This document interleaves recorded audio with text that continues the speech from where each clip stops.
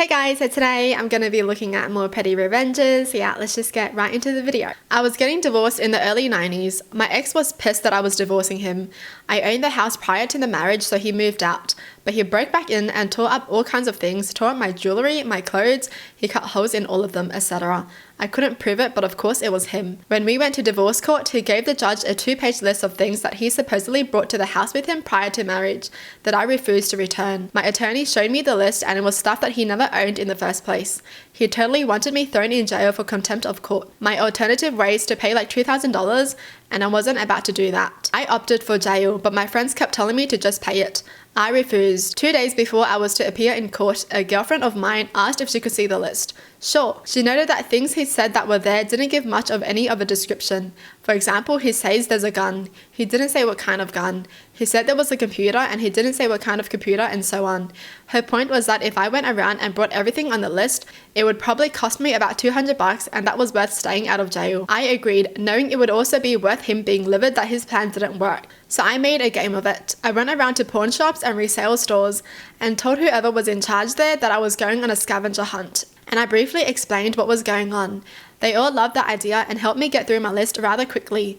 Here are some lovely examples of what was boxed up for him. Gun, an old rusty cap gun screwdriver set. Same old and rusty. Clothing, Goodwill horrid stuff. Bust and statue, made on myself from clay. Knives, old and rusty. Camping gear, an old pan, matches and a tiny tarp.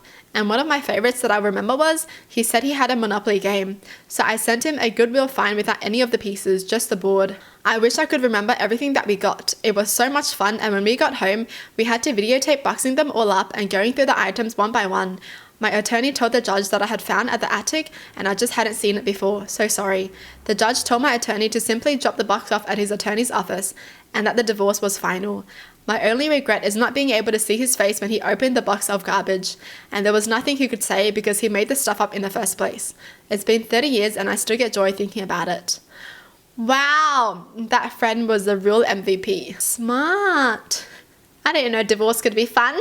But seriously, the fact that this person was like, I'd rather stay in jail than pay you $2,000 says a lot about the guy. Alright, moving on. I was coming home from work one day. I was on a sparsely used rural 2-lane highway about 6 car lengths behind an F350 weight class flatbed truck.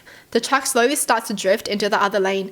Meep meep, an oncoming little blue minivan has to go onto the shoulder to avoid a head-on collision, and they overcompensate when getting back on the road and almost hit me, who then had to make the same maneuver and almost go into a ditch to avoid a head-on collision.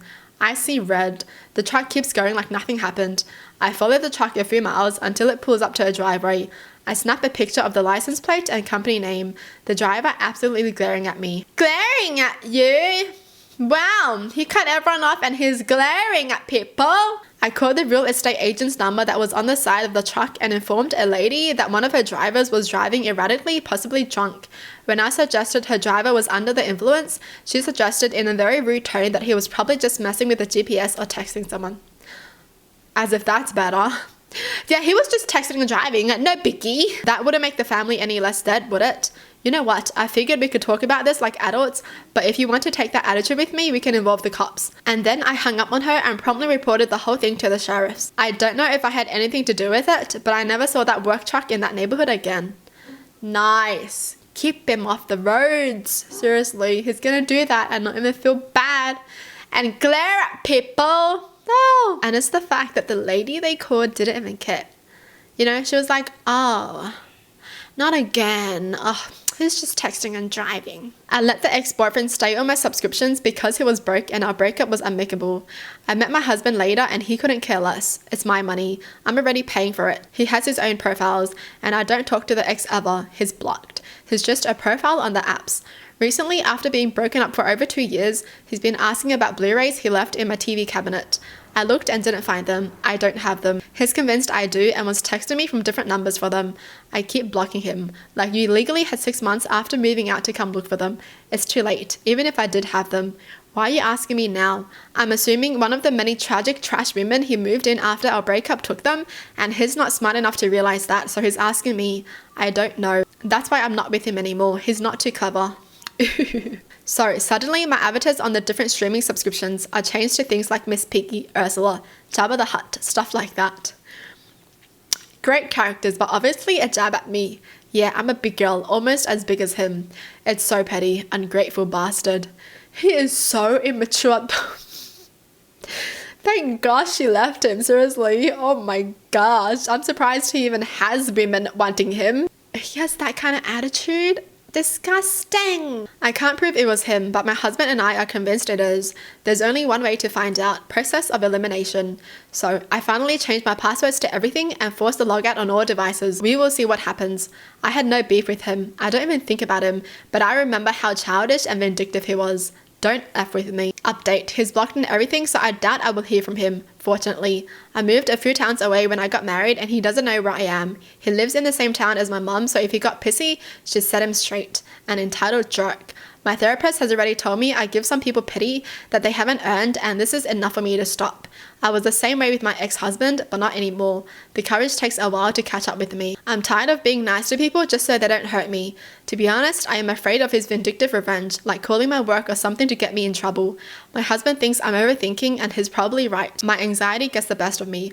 Hopefully he barely notices, thinks it's a glitch and can't contact me for the password, and just gets his own accounts. Like, yeah, she's too nice. Like, even after she broke up with him, she let him use all her stuff. He's so freaking childish, man. Wow, imagine dating someone like that. Get out fast. So this happened about 2 years ago at this point, but it still brings me joy. I used to be an assistant manager at a club and bar, and we were constantly understaffed to the point I was working 4 to 6 different jobs a night. One day I was working at the front door greeting guests, checking IDs, collecting the entrance fee, etc. Now on the whole, guests weren't terrible, but sometimes you can tell when someone will most likely be trouble when they come inside. And I'm not the type of girl to feel bad for turning you away if you act disrespectful. But this one night I was at the door until it was time to close. Last call is 1:30, doors close at 1:45. As an assistant manager, one of my duties was to close out registers and make sure the servers and bar were even. This means after the front doors are closed, I have to leave to go to other areas and work.